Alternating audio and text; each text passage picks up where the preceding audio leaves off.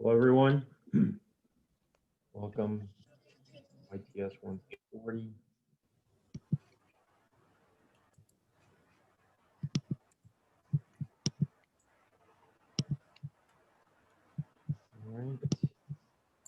All right. So today is Thursday of week 3. To remind you, we're currently on week 3. So we have a lab today, and we will be focusing on our, doing examples of our discussion of this week, which is chapter 4, I think, yeah, of the old book. I think in the new book it's chapter 3. And so this is going to be, conditional structures. Just going to let some people in. So conditional structures, which is usually if statements, case statements. So we will explore that today. We'll do a little bit of Python towards the end, but again, as we've been doing and as we will do throughout the semester, we're following the whole process. So we're doing, we're gonna read through problems, then we're gonna do the flow chart. Kind of think of the ideas, then do the flow chart, then do the pseudo code, and then finally implement it in Python. You can follow along. Also remember the homework assignment, the first homework assignment is due tonight by 10 p.m. So make sure you submit that. Remember that once it closes, you won't be able to submit anymore. Okay. Okay, so that's the idea. So before I start with just doing examples today for if statements, are there any questions? Are there any questions at this time?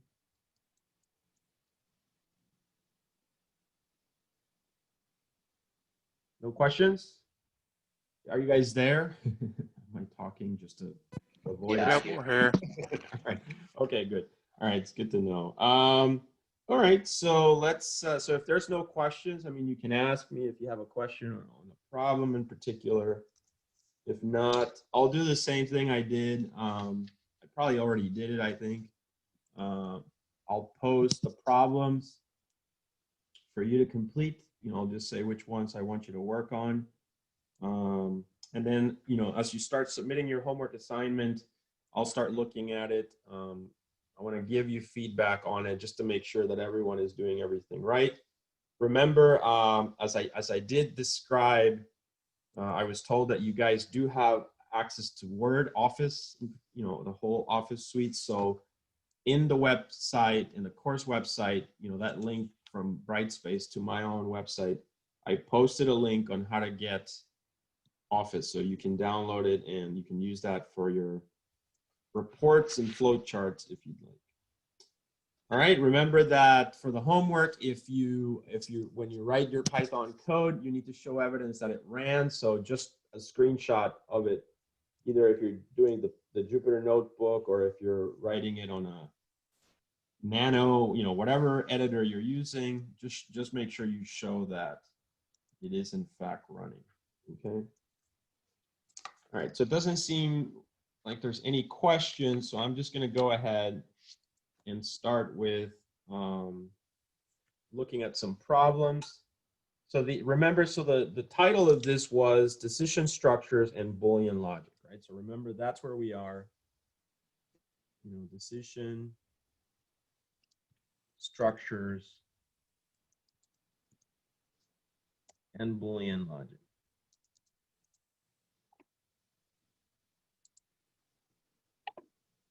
Okay, you should be seeing my whiteboard here. And so we're gonna just pick, I already went over the lecture, right? I already described if statements. I already showed you how they're written in Python. And we talked about indentation this time around, and that's really, the key trick. So we're going to do that today. Let's just pick one problem here. Yeah, let's do problem 2. So areas of rectangles. It's always nice to work with like geometry. So we can take a look at that. All right, so you can follow along with the book. The problem, as I said, is I think it's already posted on Brightspace, so you can read along. So basically problem 2. So let's do that. Okay, so this is going to be problem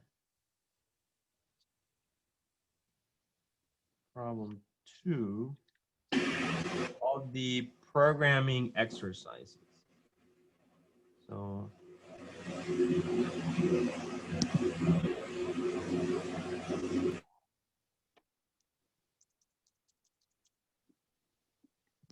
okay, so I'm gonna do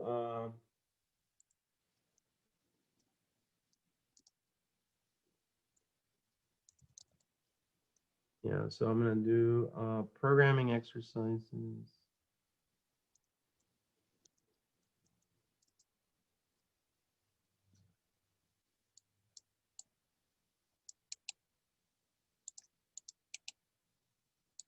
Okay, and we're gonna do problem 2. So it says areas of rectangles.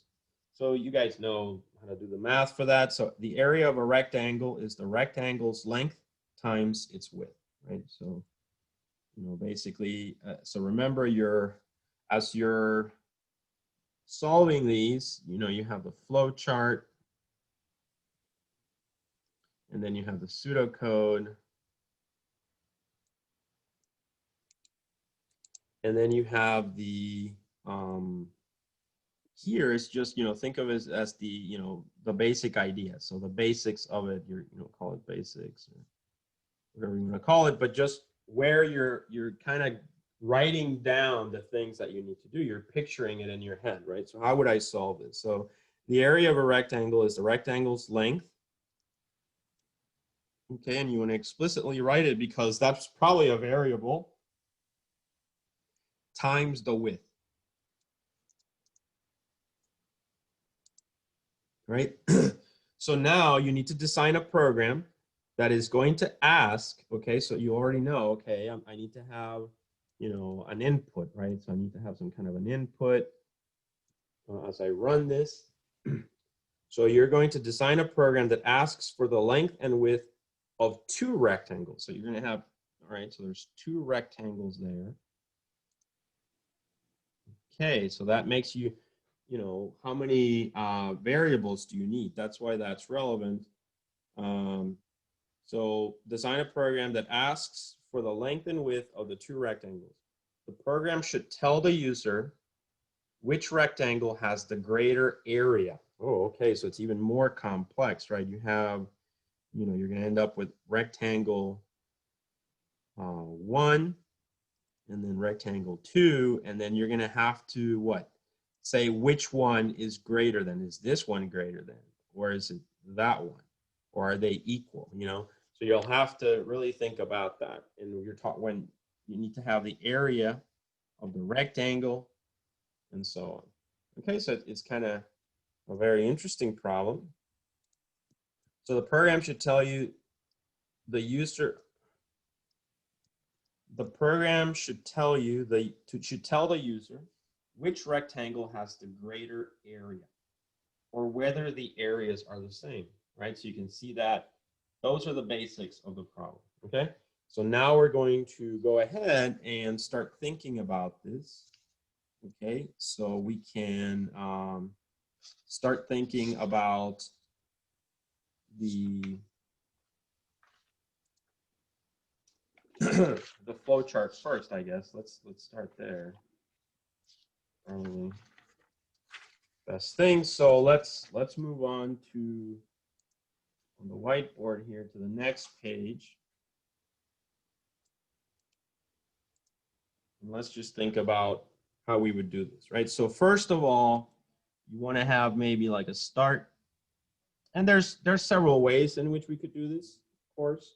But you know, let's say, what do we need? We need to, let's say, declare real, and then we have, how many variables do you think we need? So we have two rectangles, right? Rectangle 1, rectangle 2. So we have length and width 1 and 1, and length and width 2 and 2. Plus, we also need to have an area. Let's write that inside. An area, let's call it area 1 versus area 2. We need to have that, you know, that kind of an approach. So that means at least we're going to have 3 variables where we store the data, because the length of the, you know, we can get multiple rectangles, right? So we can, you know, we can, the length can vary, the width can vary, which means therefore the area can vary for each one of the rectangles. And so we're going to declare quite a few variables. All right, so I'm going to do length A, let's call it, and then width A, and area A. Right, and this is going to be a rectangle because it's a process. We're just initializing. Then we're going to do the next one, which is declare real length, right, and width and also area. Okay, and so we have 2 rectangles here, like that. Okay. Then after that, we've declared the variables, so now we can proceed to collect the data, right? So we're going to have, you know, there's various ways in which we can do this. I can do display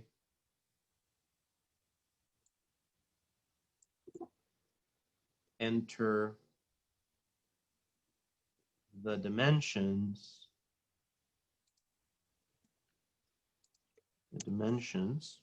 right, of let's say length, the dimensions, sorry, so just dimension of length A. All right, and that's, you know, parallelogram. And as you can see, the issue with this is with a flow chart, this is going to become very repetitive, because think about it. We have now 1, 2, 3, 4, 5, 6 variables. So that means we're going to need to have 6 displays, 6 inputs. Okay, and so that's quite a bit, right? And so that actually will take us to an idea. You know, how could we improve this so that we don't have to write, you know, so much of it, right? But that's a different thing that will be kind of the next topic that we will cover. But, you know, I just want you guys to notice that, okay? So you can see here, you know, it's kind of like a lot of work. Right? So now I have to do, you know, the input, right? So I'm going to say input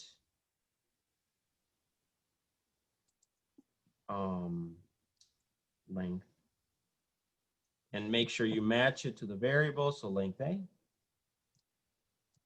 And that's, you know, that's just one of 6, because you have to do the 2 inputs. Then I would repeat for the other one.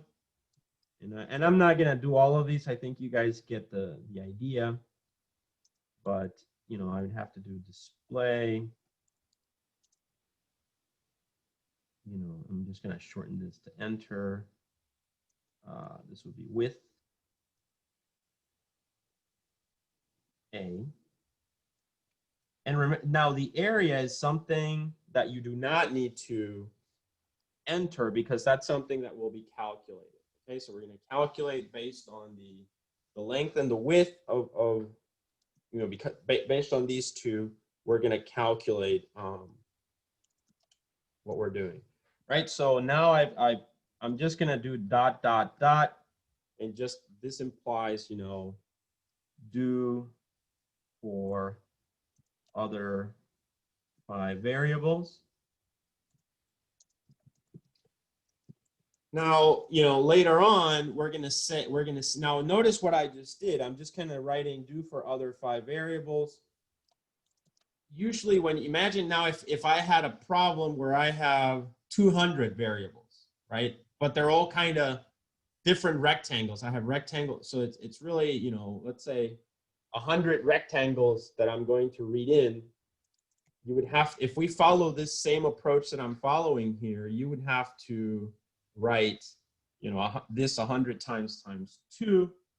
So there's got to be a better way, right? So programs can't be like this. And so what do you guys think? What's a possible solution so that in the code, because otherwise, if you notice, all we're doing is repeating the same thing. All I'm going to do is, and you know, I missed the input here, actually.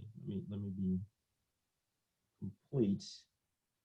I should have said input with A, right? And so, and then the rest, dot, dot, dot, is done there. So if you notice, these 4 things, this display here for the length A, the input, the other display, and the other input, I have to repeat that at least one more time. But if I had, you know, 100 rectangles, I would have to repeat that 100 times 2. So that would make for very, very long code, right? So surely there has to be a better solution to this. And what do you guys think might be the solution?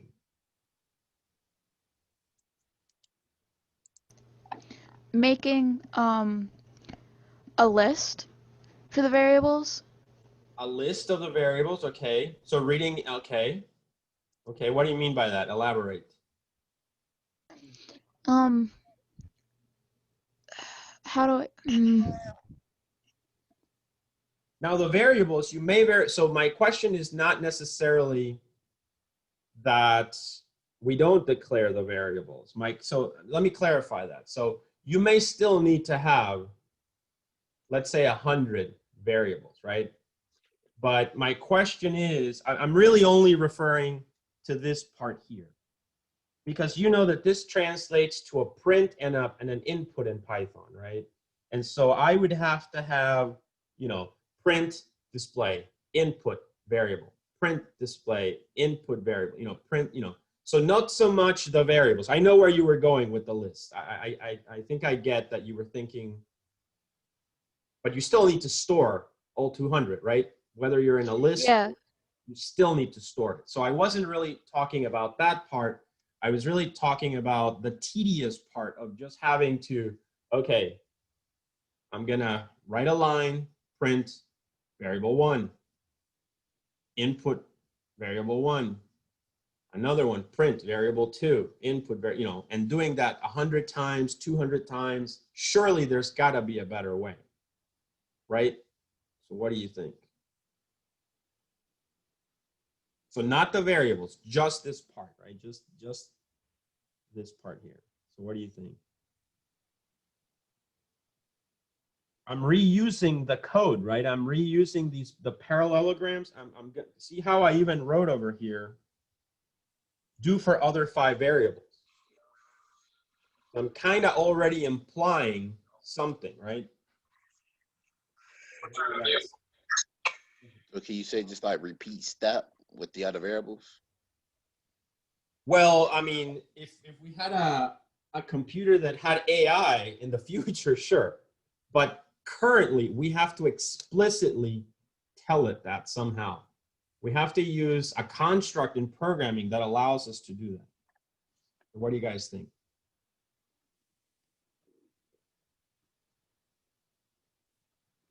So in programming, there's something called modular programming, which is basically to use subroutines, procedures, functions. So Python has this idea of functions, right? So this is going to be our next chapter, modules or modular programming. And this is how you're going to always program, by the way. This is the main, modular programming is actually literally the way you will, I can almost guarantee the way that you're always going to do everything. Okay, because it's a very organized way and it allows for what is called code reuse. Okay, so what that means is, now don't worry about it, I'm just introducing it here because I think it's a pretty good, it motivated this, our current problem, right? Because I didn't want to write all those variables. Right, so in the future, what you're going to do is instead of say, and I'm just going to say like display, input, display, input, display, input, and imagine that this goes on for a very long. So instead of having to do that, and then here I always have the variables, right? Now remember, declaring the variables is a different thing. For this, for this. We don't have to worry about that for now. I just want to focus on this part. So if you notice, I'm always using the same code, right? Do you guys see that it's the same code? So instead, what we're going to do in the future is we're going to create a module. Let's just say it's a separate piece of code called module, and we're just going to call it, prompt, something like that, right? And what it does basically is that every time I'm just going to say in here, display, enter, because the variables, even though they're going to be like length A and width A, length B, width B, length C, and so on, it's always length and width. Right, so we can just generalize it and say display enter length, and then input. I should have sorry. let me use all of it.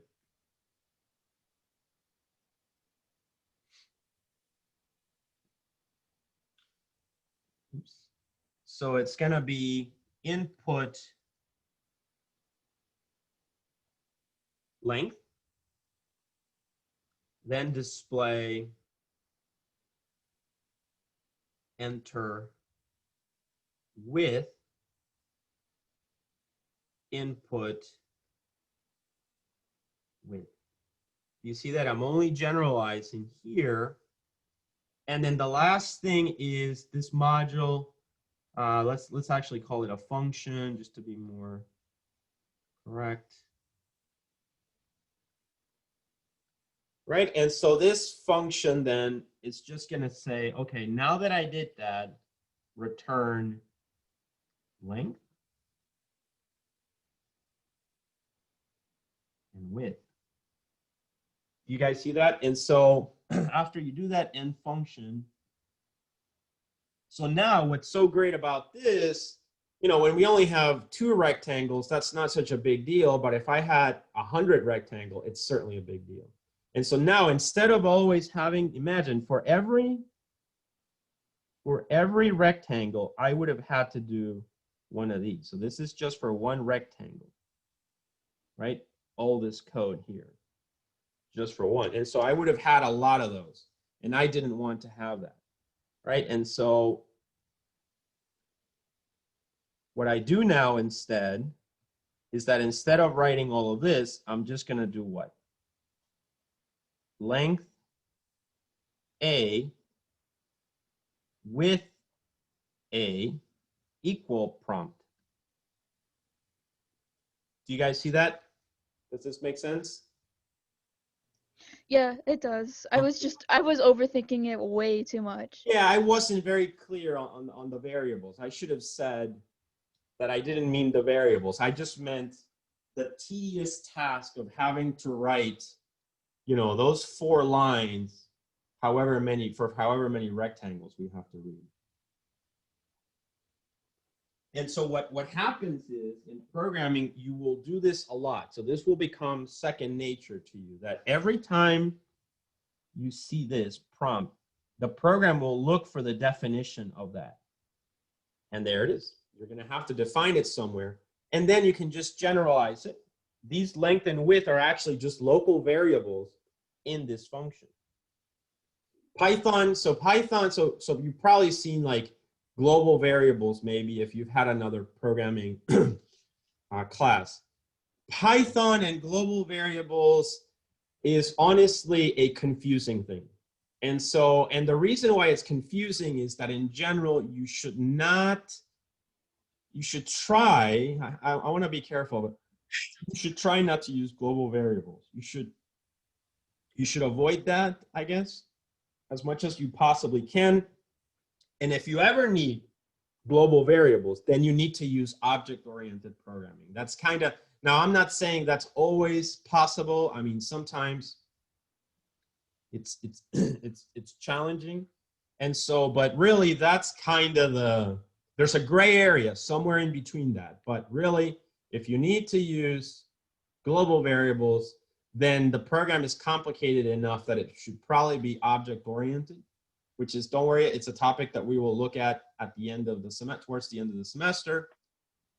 If it's not object-oriented, then it should definitely be modular, as what I just described, and you should avoid what are called global variables. So those are variables that exist all throughout the program.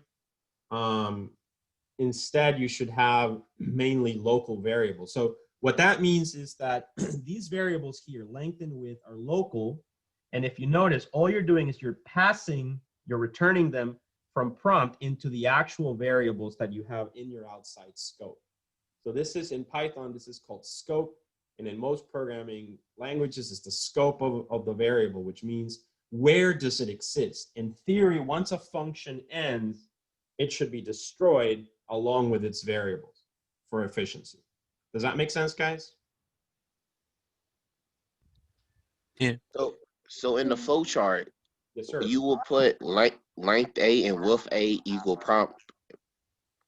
That's right. So in the flow chart, that's a very good question, actually. Instead of doing this, right? Instead of doing that, what are we going to do?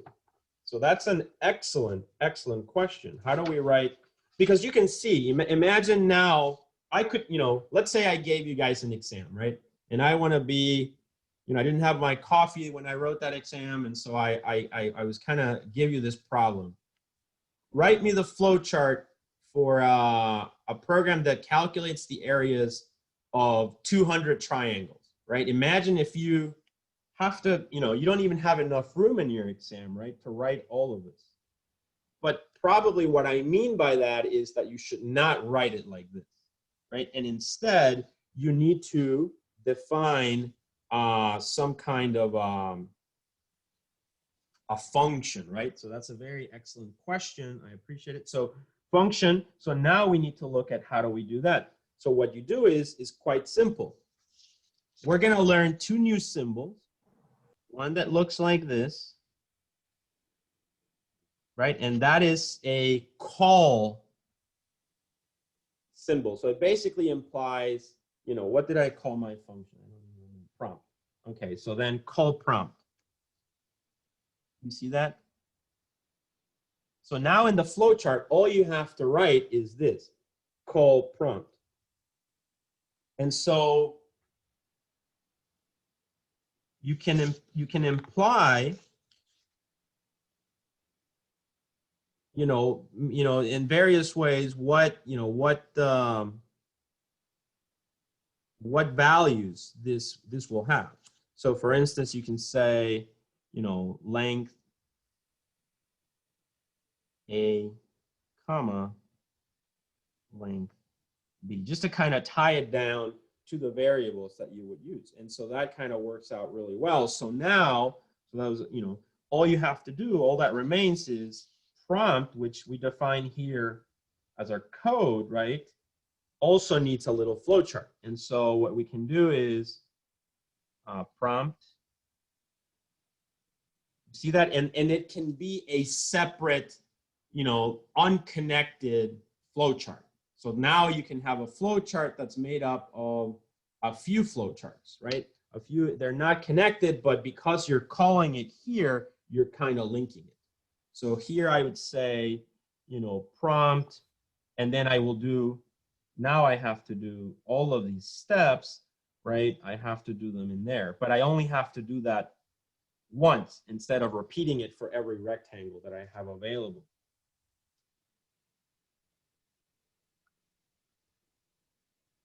So we would do display length, right? We have to do that. And then we have to have input length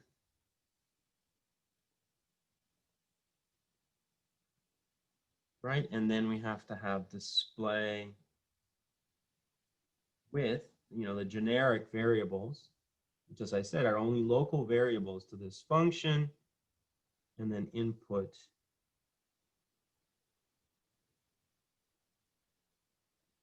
width. Oops. And then at the end, because you need to return the values, you just say return.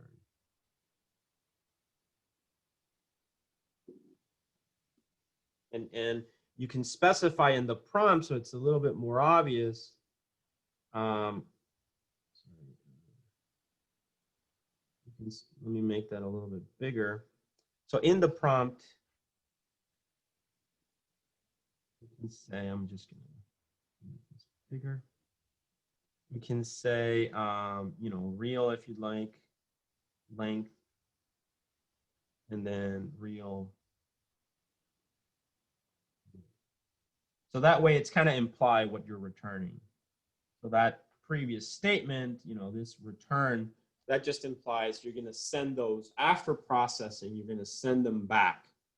You know, imagine the function just, you know, gets destroyed completely, but the two values get sent out of it just before it gets destroyed. And so, and that kind of solves our problem, right? So now this call prompt, which is our our function or module or process, goes by different names, replaces all of this, right? It'll replace all of that. And so we can go now back here to our flow chart, right? And just do this a little bit better. You know, I don't have to do all of this, you know, just a little bit more fun there, or easier, less complicated.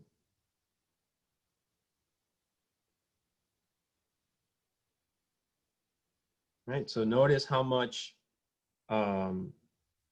this is going to save you, because now, you know, we just go over here. You could add a generic, you know, message saying, okay, you are about to start entering the variables. You could do that if you want, but basically you just do that rectangle that I showed you guys. Right, and so we're going to say call prompt, and we're going to tie it to the variables length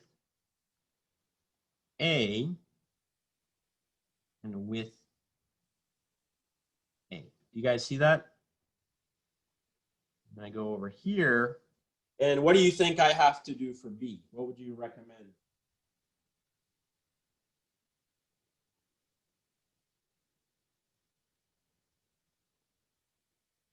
What do you guys think? Because we still have the letters, the length and the width for B, correct? So you'll do the same thing for length A. I mean, length B and width B. Exactly. Yeah, it's that simple. I mean, it's literally that simple. So we just do that. We need call prompt, and then we do length B width B. And that's it. Notice how much work we just saved, right? You know, just by assuming this idea of this function. We will explore, as I said, this topic in full next week. And we ended up just generalizing. So this has to be in your flow chart, of course, but it just stands as a separate entity.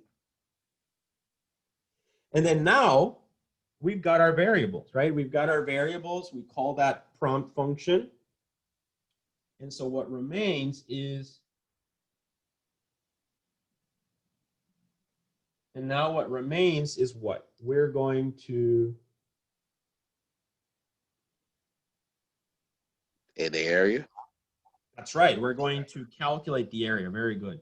So now we just do set, if you remember, and then area A equal length A times, now what this asterisk here, remember we talked about operators, we don't use the X. Now usually I'm sure, you know, when you do math, in your math classes, you have to, you know, you probably do an X, but in programming this can be confusing because an X could be a variable, right? And so, and you want to save it for that. And so usually for the multiplication, you use the asterisk, right? So that's always going to be your multiplication symbol. Okay, so we do asterisk and then length A times width A will give us the area. And this is, you know, a rectangle because it's a process. And then we do the same for set area B. And that's going to be equal to length B times width B. You guys see that? And then, okay, I'm out of room, so this is a perfect place to just, you know, remember the connectors, right? The connection node B or A. Sorry, I should probably call it A actually. And so now am I done? Is this the program? So the result of just my flow chart, I haven't even looked at Pseudo Code yet, except for this part. But I already have a hint of how I'm going to do this. But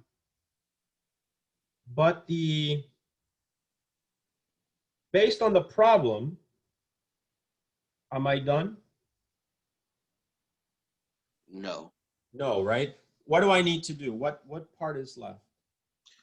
Find out which one is bigger, right? Exactly. Find out which one is bigger. Very good. And that actually is the topic of this week, which is the if statement, right? We need to, obviously, we need to have some kind of an if statement in there to bring in that logic. Okay, and so we're going to think about that. So I'm going to need, so this is part of the flow chart. And then this is part of the flow chart, right? And now we just need the other part of the flow chart. I'm going to create a new slide. And now I'm going to call the, you know, the node A, right? So that means it continues from that other node A. In that previous part of the flow chart, I calculated the two areas. Now I can use them. So I have area A and area B. And so what do? All I have to do, if you remember, is, you know, we use the diamond shape, right? And so I'm going to take area A and ask the question. And usually this is what I recommended, right? Sometimes just try something. And here you're going to have to like debug it. So try it, write it out, see how it comes out, and then see if what you wrote covers everything or if you're actually missing some parts, right? Or if something is wrong. So here we do area A. Is area A greater than area B?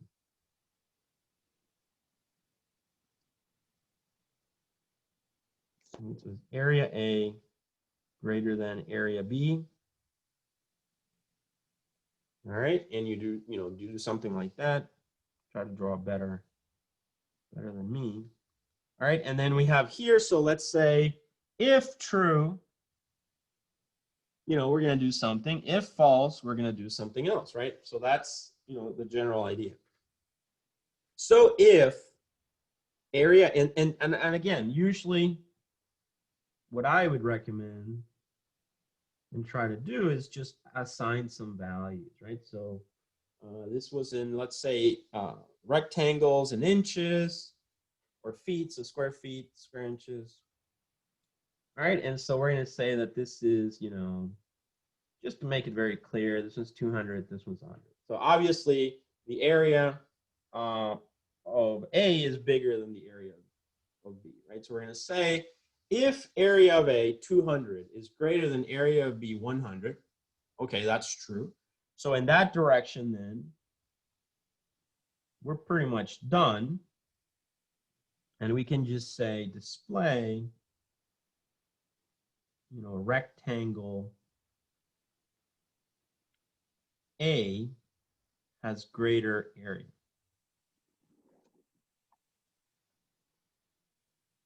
Or something like that. And that's it, right? So that's literally all that has to happen. So here then we have end like that. Now, we may have other scenarios. So if area A is not greater than B, if it were false, so now let me change that just to think about it. If area A is 50 and area B is 100, okay. So now, is area A 50 greater than area B 100? No, that's false. Okay. So then we need to move over here. So what are the possible scenarios? Possible scenarios, it's because it's not necessarily that it is smaller, right? There's also the possibility that they are the same. Okay. And so now we can do area B, and there's various ways of doing this, but we can say area B greater than area A. We do another conditional.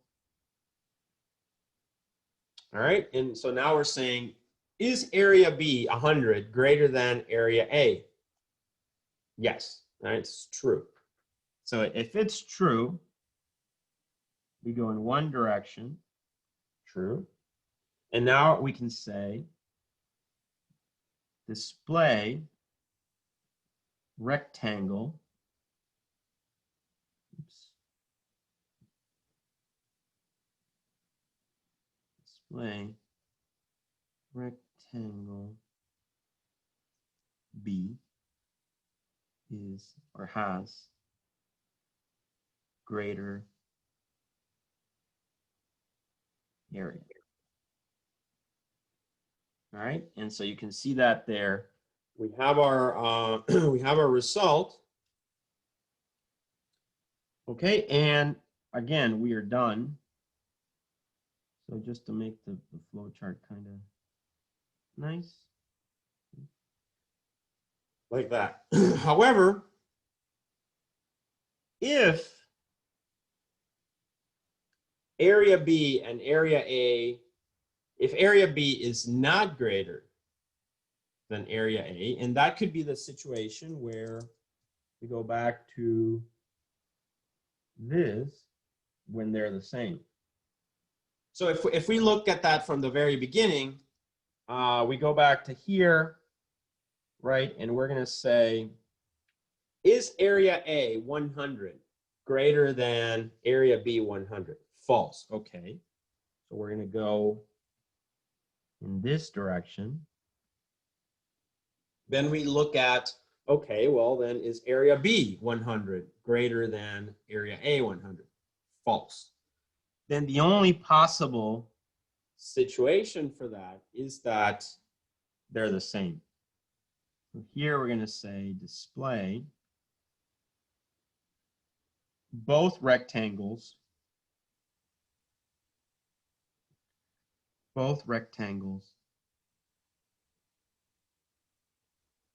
have the same area. right? Kind of came out a little big there, but like that, okay? And that's your flow chart. So that is basically the logic of your flow chart. Let me connect it. And as you can see, we have three parts to it, right? So we have this part, flow chart, you know, part 1, right? And then we have this part, flow chart, part 2, and then we have this part, flow chart, part 3. Okay, and that would complete the flow chart. It just shows you how how everything is flowing in the program and so on. Are there any questions, guys? So when you describe a function, that's its own part of the flow chart. Yeah, that's right. Because we have this little trick that we can use that symbol, right? So if you remember, we have that symbol, we use it here, and we used it here, and then that allows us to call a function, and then we just have to define prompt, right? It just has to be defined, so it can be a separate thing. Still needs to be in the flowchart so we can find it, but it can be its own separate thing like that. It's not connected, but it is referenced by this symbol. And that's, you know, and that's actually how coding works. You might have a function. Sometimes you will write programs that are so long that you actually end up not just breaking them up into functions, but actually breaking them up into files. So you might have a file where you have some functions and another file that from which you call these functions. And it's just, that is called modular programming.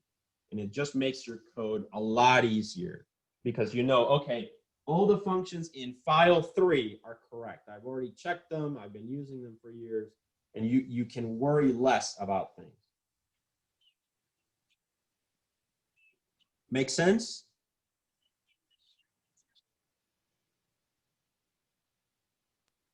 Yep. All right, great, excellent. So that's the flow chart, right? Now, what do we have to do? So that's only the first part of this process. You know, as you can see, this takes a while, so that's usually why I don't give you all the problems in the back of the chapter. Again, I will do this week, you know, like 5 for your homework. And then, but remember, I do recommend you do all of them because some, you know, some of those that you don't get for homework might be in the exam. Okay, so let's go ahead then. And, oops, sorry, we need to go back here, right? So we're done with this part. So we are done with this part. We know that we understand the logic now completely, which is great. And you understand over here the flow chart. You kind of, as I said, remember that in time, creating the flow charts will be only a mental thing, right? So you will only do that in your head. You're not really going to have to do it anymore that much in writing. But you want to start doing this, right? So now this is what, you know, we need to address, the pseudo code. And then from the pseudo code, you know, you will start writing this in Python. And usually what's going to happen when you do the pseudo code is you'll just write things in the code itself, you know, kind of not syntactically correct, but you'll put in the ideas and then you'll start to refine it to the language. You know, that's something that Python has a lot of structures, or C or whatever, and you will always understand the logic, implement it, and then maybe look up, you know, go online and say, okay, how is it that I handle, you know, dictionaries? Okay, I can't remember. You just go and look up an example online. Oh, and then oh, yeah, that's right. That's how you do it. And then, so pseudocode is certainly something you will always do because it's just translating your understanding of the problem and the flow chart into the actual, you know, in our going in our direction of the code over here. All right, so let's go ahead now and consider the pseudocode. Okay, so we're going to consider the pseudocode here. So I'm going to click on this. And let me switch the pen. So pseudocode. Okay. So we're going to do that. So really, you know, we can define that function prompt, right? So we can have that. It doesn't really matter where you define it. This varies from program to program, but in pseudocode for now, let's just call it module prompt. Okay. And just going to do that. And then somewhere in here, I'm going to do end module. So now this is very similar to what I had written before. You just do display length input length display width and input width, right? You do that, and then we had that return. And we just say length, comma, width. And that's it. So it's exactly pretty much the same as before. Usually you would have here, these are called arguments, and you would have things in there that you could plug in. But I'm not really using that right now. Oops.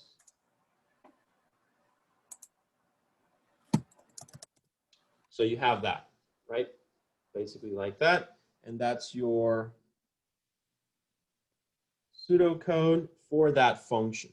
The next part is the main code, right? So the main code. So we're gonna now, here's the thing. So in you know, C++ versus Python. So in C++, you always have this notion of, I have a place called the main section, right? So in C++, you have module main, always, and then end module. And this main just implies this is where I always start my code. It's basically, that's, you know, all my code starts here. So it's gonna, you know, all the lines of code over there.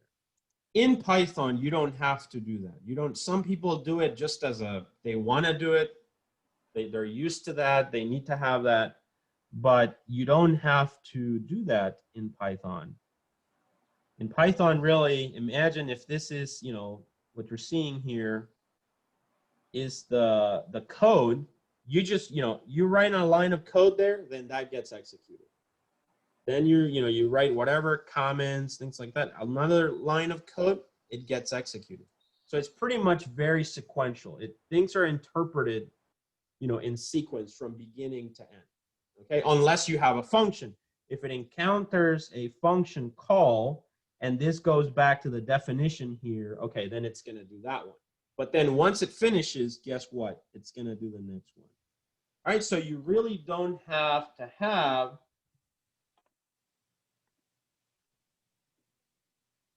you really don't have to have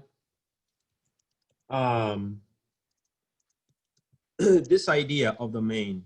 Is not necessary. You guys see that? And so I'm not really going to stress main because of that. Now, if you're coming from a C++ environment, I understand why you want to have it. If you definitely want to have that in your main just for sanity, what you can do, what I do sometimes is I actually create my own main, but I do it as comments. So I'm just going to say, you know, I like to use a lot of pound signs as a line, right? So I like to do that. And then I will have an area, and I just, as a comment, I just say main. And then over here I have pound sign, pound sign, pound sign. And then whatever I write in here would be the same idea.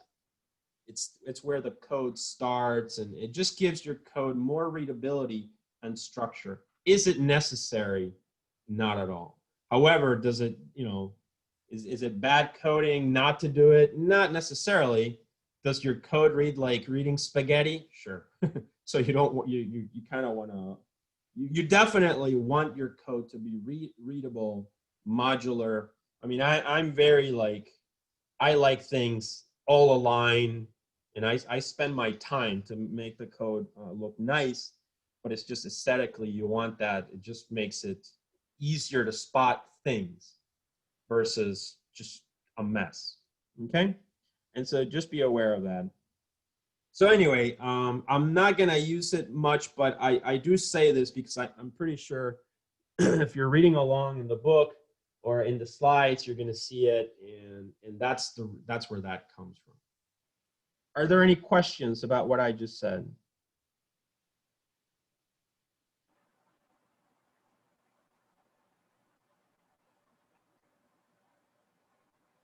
All right, sounds like there's no questions.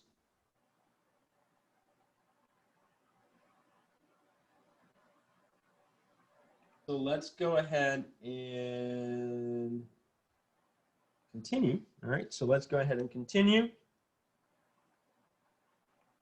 So what I'm going to do now is just define that other part, okay? And so let's just say for readability, for me to be consistent with the book, I'm just gonna say, I'm gonna use that module, main module. There you go. And so I'm gonna say module, excuse me, main. Could be anything though. I'm actually not even gonna use that name because I don't want you to think it's necessary. And I'm just gonna say module areas, you know, just any name, right? Something meaningful actually, although main would, you know, usually when people write in Python main, it kind of does mean, okay, that's where I would want to start things. All right, and so now all we have to do is declare the variables. So variables, I'm going to say declare real or float. I'll use those interchangeably. Length A, oops, sorry. So length A, comma, width A, comma, area A, right? Then you do declare real length B, width B, area B, right? So you do that. And then we're going to get our function. So really maybe here we should display a message just to kind of say, although I didn't have it in the flow chart, notice, you know, I'm just going to say, you know, get dimensions for rectangle A, right? You guys see that?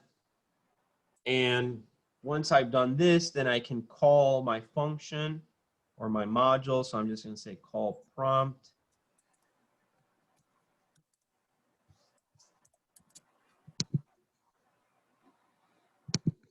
So I'm gonna call prompt, and I'm gonna say call prompt. And I'm actually here. I like to sometimes write the pseudocode in a way that's a little bit more like the code. So I'm just going to say length, which is perfectly fine. Pseudocode doesn't, even though you should try to follow the rules of pseudocode as much as possible, it's not set in stone, okay? At the end of the day, it's about, pseudocode is the transition to the code. So you can always, you know, mix it a little bit, especially if it's more clear. Okay, and then you can say call now prompt, and that makes more sense to me.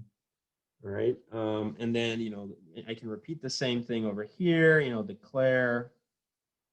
I'm just going to say get for B, shorten it a little.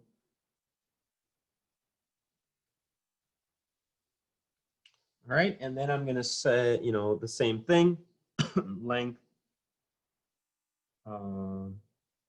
B with the call prompt,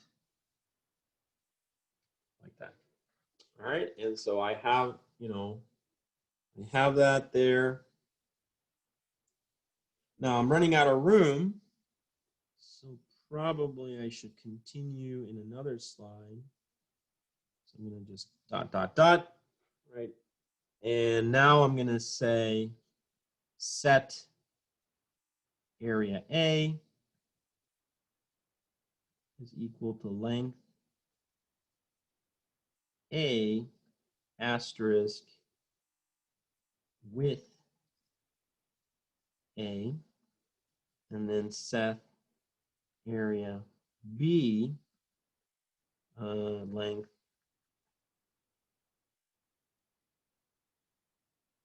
B asterisk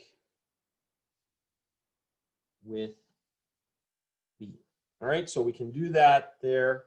I have both of my areas, and now finally, after all this work, imagine we get to the topic, you know, we add a comment here, compare compare, let's just say compare areas maybe, or rectangles, right? Rectangles. Okay, so we're going to compare rectangles, and so we can say if area A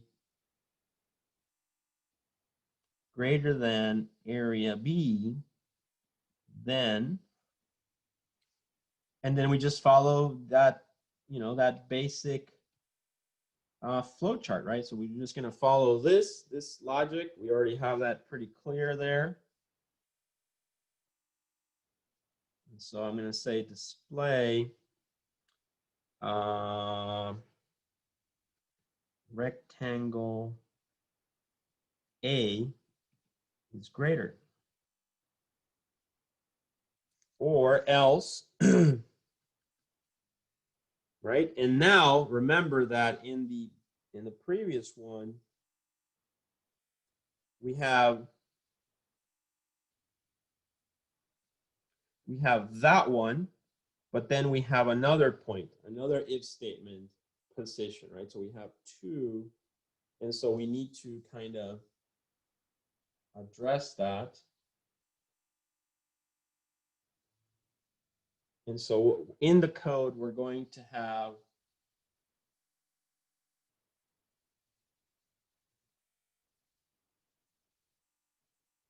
find it here. So now we need to find that other one. And so that's just going to be another if statement.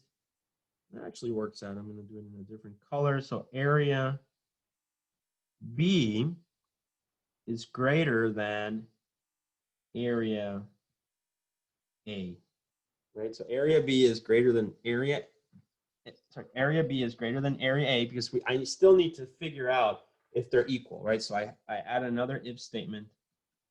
Then display, you know, rectangle B is greater. Oops.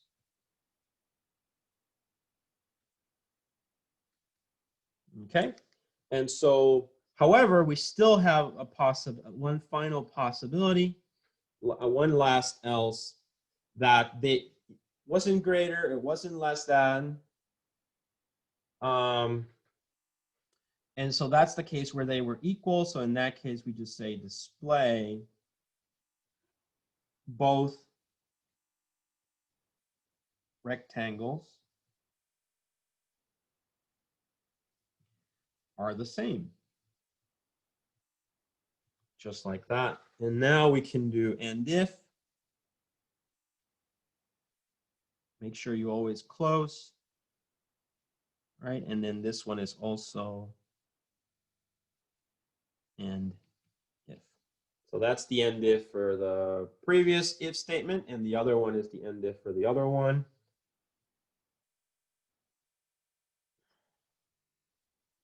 Just like that. And then if we go back, we started the module here. We started the module here, module, right? We started it. So if I draw a line, dot, dot, dot, dot, dot, dot, dot, I like to do that. Remember alignment. And in particular, alignment in Python is huge, is critical, right? So let me actually switch colors because we have two alignments.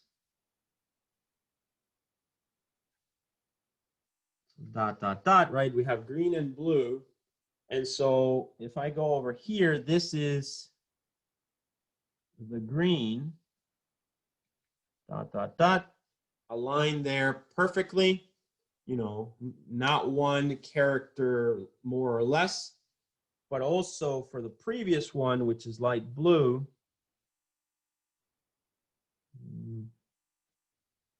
I think it's this one, yeah. So we need to then sort of, just like right there, you know, like that, it's properly aligned. And then we need to, if we start at the module area, we need to have an end module. And that, every language does have that in some way. It just so happens that in Python, that's not very obvious because it's all done through indentation and alignment. And that's it. That completes our, our program. Very interesting one. Are there any questions, guys?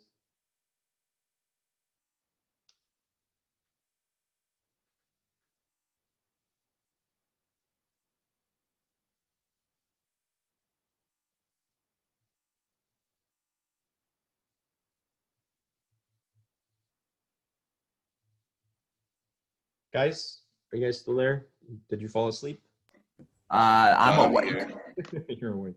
All right, good. So, are there any questions? This completes the problem. As you can see, we went through now the stages, right? So we went through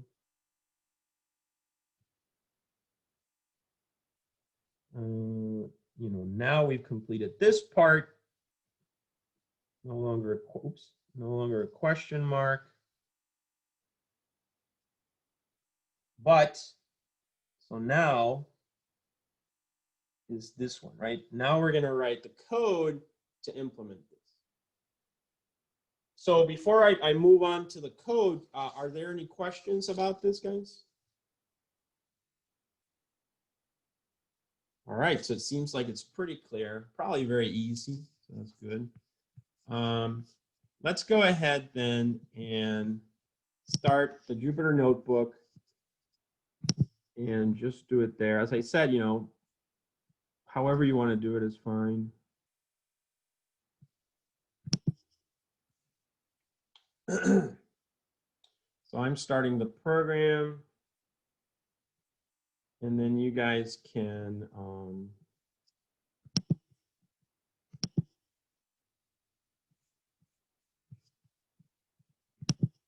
I probably need to share it, I guess, right? You're not seeing it.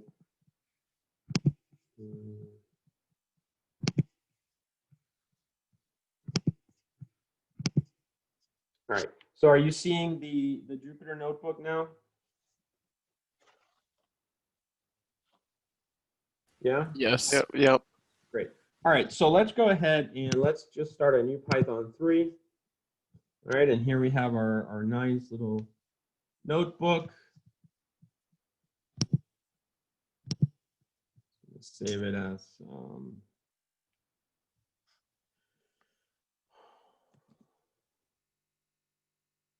chapter 4, you know.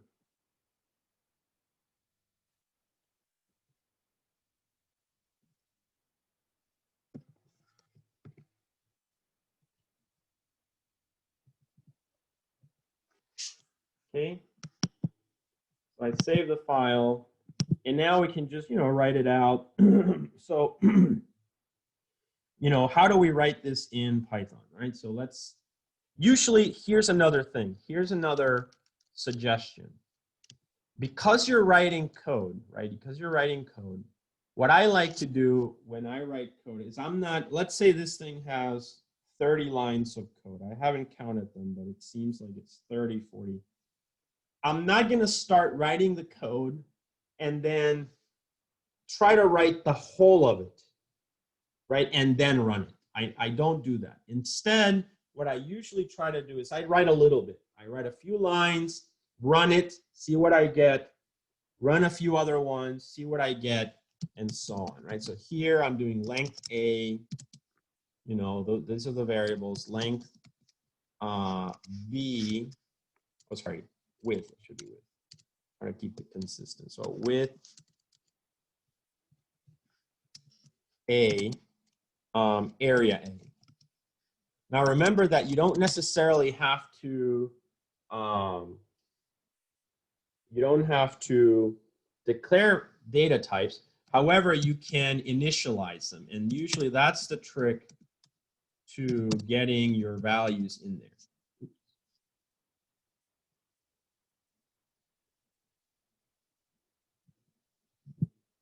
Okay, and so I have something like that, right? And I can initialize the variables. I can run that, nothing happened. Okay, so that's kind of my, the idea. All right, then I can do just, usually I like to print things just to kind of get going. Right, and then I know, okay, so this is what I was saying. So I'm always just running things a little bit just to make sure that there's nothing that the code I'm writing is correct. Right. Oh, yeah. So you can see here I wrote length B because I'm thinking incorrectly, right? What I meant to say was width A. Right, and so this is what's going to happen when you start, programming, right? So that's why it's good to just kind of, right? You can also play with this. So I'm going to say 2, and I'm just doing, I would call these sanity checks, right? So I'm just making sure I'm writing things that make sense in there. Okay, then of course, if I don't want, I'm just, I don't want to use it anymore. Right, and so I just write a comment there. Just helps to do that. So I've created the variables, right? Then I'm going to set this back to 0 as I had it, and then now I can also copy paste, right? And now I'm going to say length B, width B, area B. Now you may have this question of, could I have done this instead?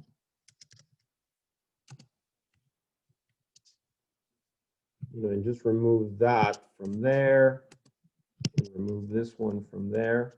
And could I have done it that way? Yes, you can. It's really a choice.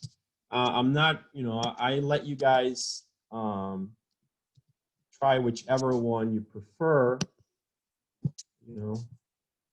It's your code, so you should own it. All right. And so that's the idea. So I have, I've created my 3 little variables there. So now I can proceed. And what's the next step?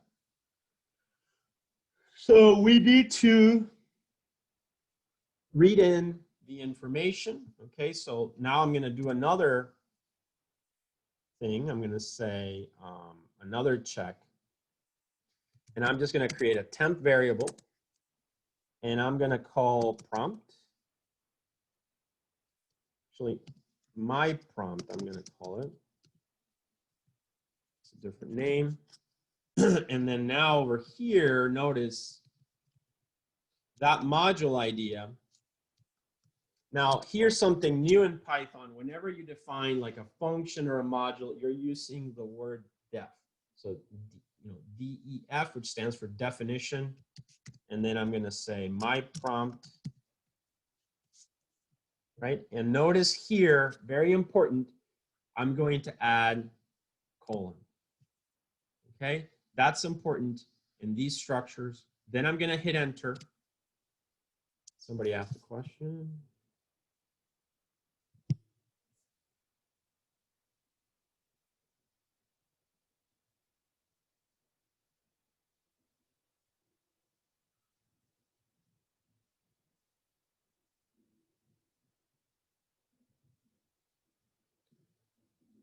Okay, good catch. So I misspelled prompt here. Correct. And this is good, actually. Thanks for noting that. If you notice over here, I wrote my prompt.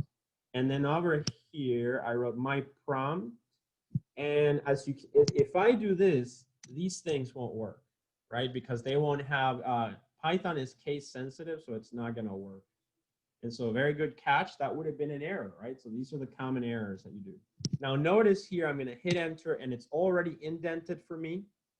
If I go over here, I can do 1, 2, 3, 4.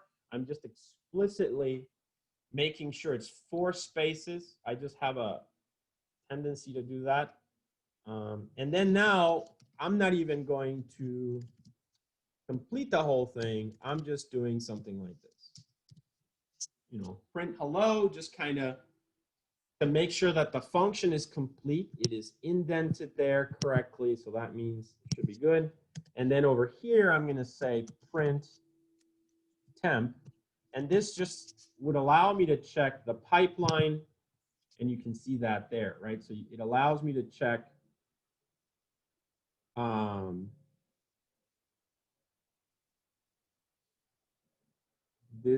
this pipeline here.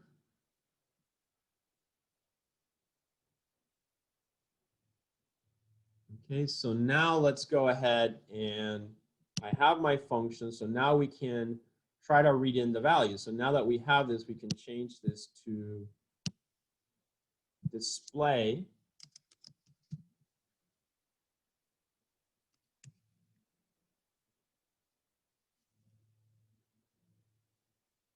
Oh, notice that I have a little error here. What did I forget? Why do I have that? I just noticed that. Why is there a little error? Do you guys notice the error? First of all, what's the error? The none. The none, right? Why am I getting that none? You didn't put no code around temp. Say that again, sorry. You didn't put no parentheses around temp. Where? It's got parentheses. Yep. You do. And this is just a variable, right? Mm-hmm. But why is there a none there?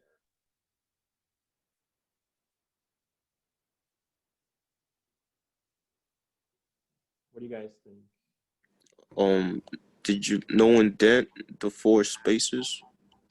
I did the 4 spaces. It's there. Oh, Well, you kind of forgot the parentheses after the Y in display.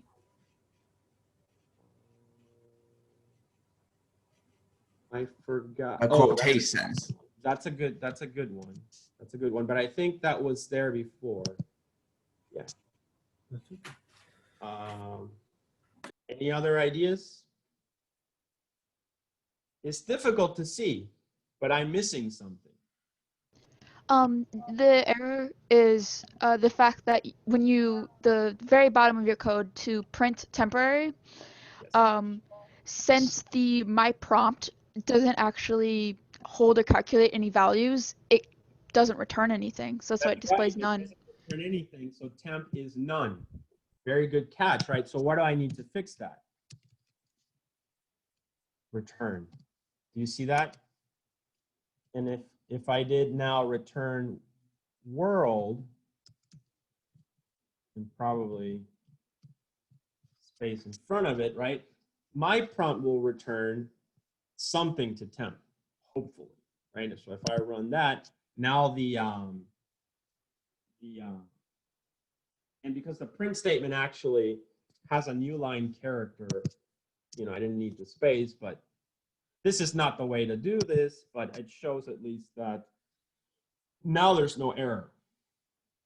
Now, if you notice what I did here is, instead of writing the entire code and then encountering additionally to the logic errors, these kinds of errors, I kind of got these errors out of the way by just running usually what I would call here, instead of the flow chart, I would just call this the pipeline. So I just made sure that I have a pipeline set up so that inputs go in and outputs come out without error. Do you guys understand the idea? Yeah. Okay, excellent. So now, you know that I've done this, I have my variables over here, right? I have my variables, and now I know, okay, I have a working pipeline, so I'm gonna go ahead and do things a little bit more correctly now. So in the function, I need to say display, print, and I'm just gonna say input length, right? So it's a generic input length. And then over here, then we're gonna say, we have that input function. So here again, I can create a temp because these are only local variables. I'm just gonna explicitly call them temp length, input, like that, right? And then I'm gonna do print again. I'm gonna say input width, right? And I'm going to have temp underscore width. And that's gonna be input like that, right? And then here, then now I'm going to return those two variables. So I'm just gonna say temp length,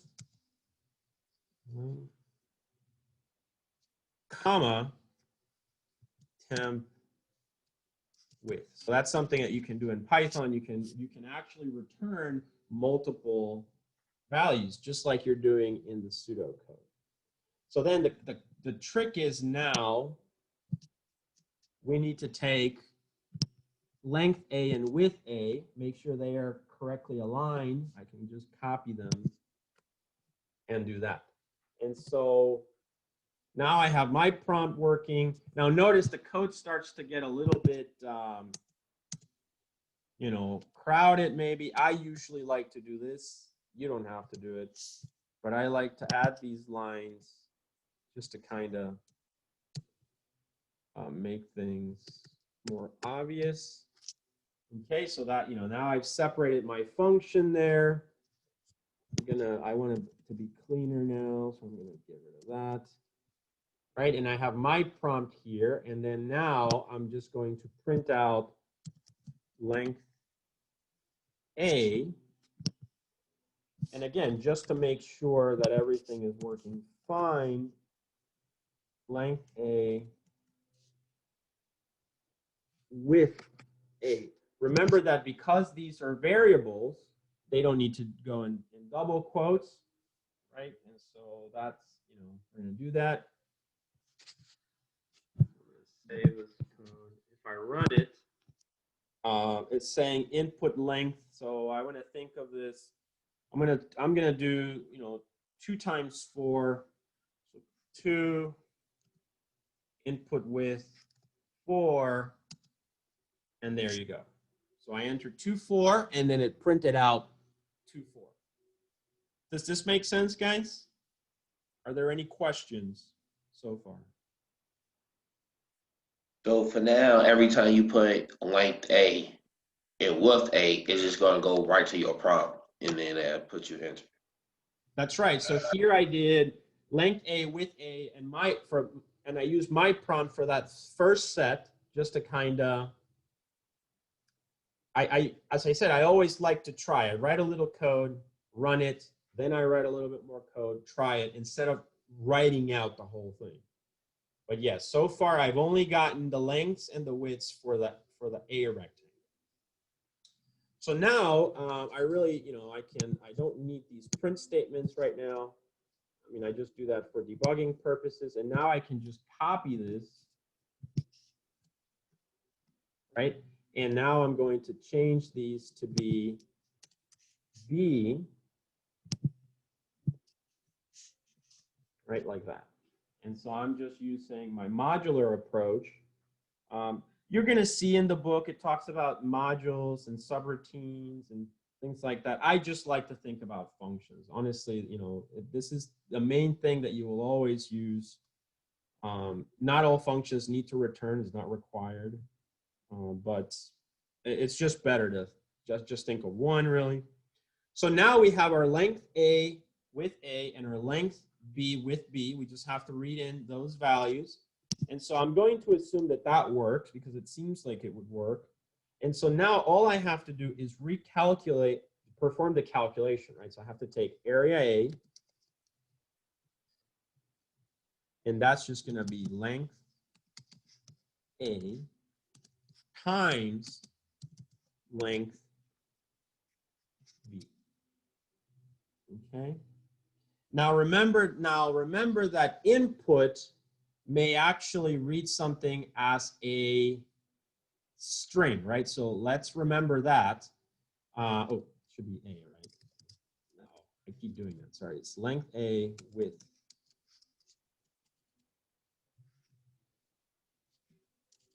Okay. With A, there we go. Now, the question is, are length A and width A currently strings, or are they float or integer? What are they, right? So we have to think about that. So that the thing I would do is probably just a print statement. Area A, right? So I do that, and it kind of tells you what the variable will be. So if I run this, okay, so 2, 4, and then there's another rectangle, right? So this one's going to be 3 by 5, let's say. Boom. See what happened here? And if you look, can't multiply sequence by non-int of type string, right? So it gave me the error that I kind of was expecting. It's actually pointing it out here with the little arrow. It's telling me that this is happening because it's a string, right? So what do you guys suggest I do?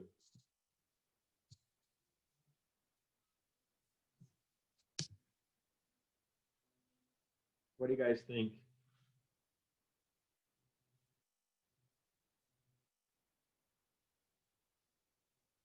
Guys?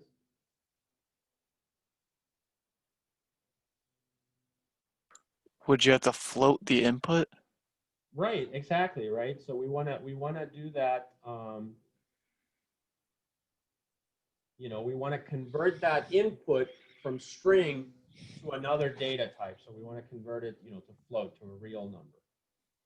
Okay, so then we can proceed to do that.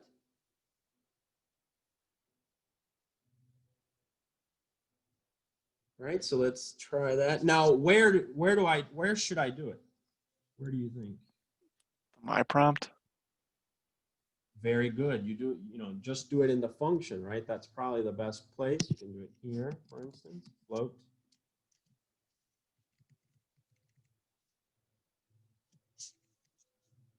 I mean, there's several places where you could have done it. There you go. So now that way you don't have to write that much code because the function will always do it for you. Right? And so we can try that. Okay, I have to do this. I probably should have tested this before I had to enter all these values. And there you go. Do you see that do you guys think it worked? Or no? Yeah, it worked. It worked, right? Because, this is where you have to kind of debug it yourself. You have to say, well, the length is 2, the width is 4, 2 times 4 is 8. Okay. And the value here is 8.0. So that's correct for you. Okay, very good, very good. So now that we've calculated this, we know it works. So we can just, you know, again, you don't, somebody wrote something.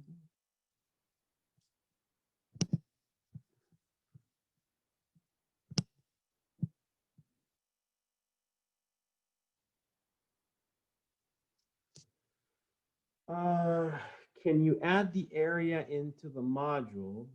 Say you had, I see what you're saying. 100 rectangles. Wouldn't it take time to calculate the area of each rectangle? Yes. Probably change the name of the function then to area instead of my prompt. And then what his question is, can't I just do the multiplication here? And you could. And that way you don't have to, because he's right? So we have to repeat this outside many times. However, you know, it could be that you do want these two things separate. So that's a possibility. Also, you might want to create another function called, that's really probably the most modular way of doing it, because it's never just going to be as simple as just calculate the area. It's going to be more complex. So you would probably end up with a second function, calculate area or something like that. But here, just, you know, because it's pretty simple, I'm just going to do it outside. You know, I don't want to make it too complicated. So, not a question. Yeah, all right. So then I'm just going to do here area B, length B, width B, as you can see. So we have that there. And that's it. I have my two areas calculated, no problem. Right? And now all we have to do is to finish this, because, you know, we're running out of time, so I want to finish this, is do the if statement. And usually I like to put parentheses when I have condition like this. And so I'm going to do area A greater than area B. Notice, just like with the function where you have a colon at the end, here you need to have a colon. And just whenever you have that colon there, be reminded, I need the indentation, which the Jupyter Notebook does for you, but I just, you know, I like to 1, 2, 3, 4. Just want to make sure 100% that I got this right. And then so here you just print A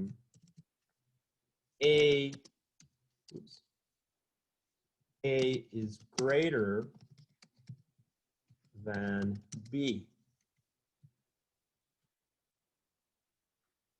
Oops, I'm missing. Oops, nope.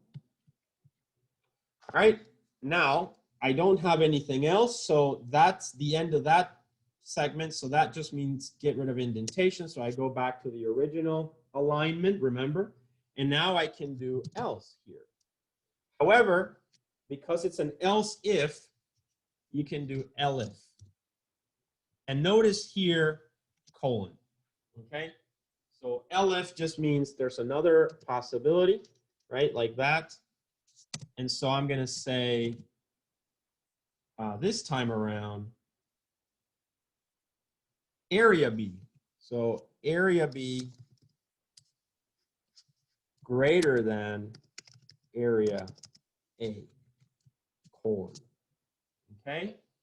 And then now, once again, indentation, there it is. And I'm going to do print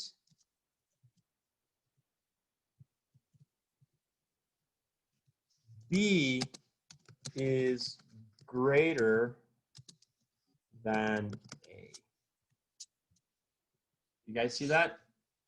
And then finally here, now because there's only one last option, else, colon again, indentation, you know, 1, 2, 3, 4. As long as they're aligned, I just double check that they're aligned. It's the one thing in Python that you really have to master. Okay, that alignment. So be as obsessive about it as possible in the beginning. All right, and then do print both are equal. And there you have it.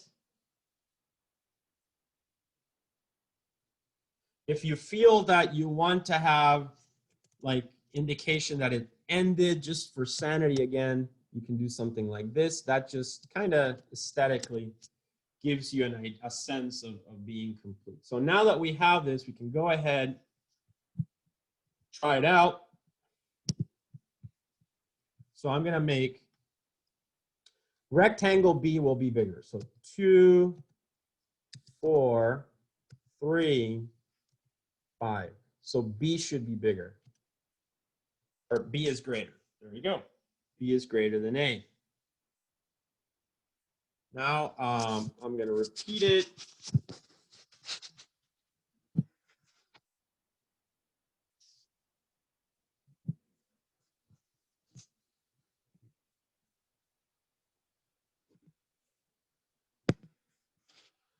So now A is going to be greater, right? A is going to be greater, so I need to do 3, 5, 2, 4. A should be greater. A is greater than B. There we go. Excellent. And then now I'm going to do the last one where they're both the same. So they're just going to be both 5 by 5. So I'm going to do 5. So make it easy. 5, 5, 5. Both are equal. And you can see then now the logic is complete, and it just makes sense. And that's it. That's, we've completed. Look at how nice and clean our little program looks. Pretty structured. And that's it. All right, so hopefully this makes sense. This is your homework for this week. These problems are a little long, so expect either 4 to 5 problems for your homework assignment. I will try to pick a few that are interesting to you. And you just have to do the same thing. You'll do the flow chart, you'll do the pseudo code, and then you'll implement your Python either in Jupyter or in I have a question. So far, go ahead. homework, we'll take a screenshot of this and then put it on the report, and then. That's right. It's actually because it's, for instance, this example, right? Not everything will fit. And so take a screenshot of this one, right? That's the code. And then show me a couple of scenarios of this. So I would see, for instance, 5, 5, 5, both are equal. Okay, that's correct. 2, 4, 3, 5, A is greater. 3, 5, no, sorry, B is greater. 3, 5, 1, 1, A is greater. You see that? So I would need to see at least 2 of the 3 of this, just to know that it worked. I need evidence that you got it to work, because you could end up giving me error, you could end up with errors or things like that. But if I see that you got it going, then I assume your code is correct. If you don't show me this, so like if you don't show me this, right, and you only show me this, I assume immediately, this student did not finish the problem. Does that answer your question? Yep. Okay, great. Yeah. So definitely show this. Otherwise, when students only give me code, that's a bad sign. It means they didn't get it to work, and so I just kind of know that immediately. Somebody asked, when is the next homework assignment due? The next homework assignment is due a week from today. So all homework assignments are due a week from when they are assigned. So today you have one homework due by 10 p.m. So make sure you submit that on Brightspace. Next week, next Thursday, you'll have a homework assignment due, which is this one. Okay, I will post the link by tomorrow, and you can see it there. Make sense, guys? Yep. Yep. Great, excellent. I hope you're liking this. I think it's so great. So this should be fun. Hopefully, we completed a problem. So as I said, expect 4 problems, 4 to 5 problems. I'll take a look at, depending on how long they are, and just do the same. Flow chart. use Word or some other tool, Pseudo Code, and the code like this. All right, so great. I will, don't forget, you can send me emails, copy Mitch as well, Mr. Burke. He's our TA. He can help us deal with the emails. And I will see you guys Tuesday, week 4, when we will go explore modules into a little bit more detail. All right? So have a nice day.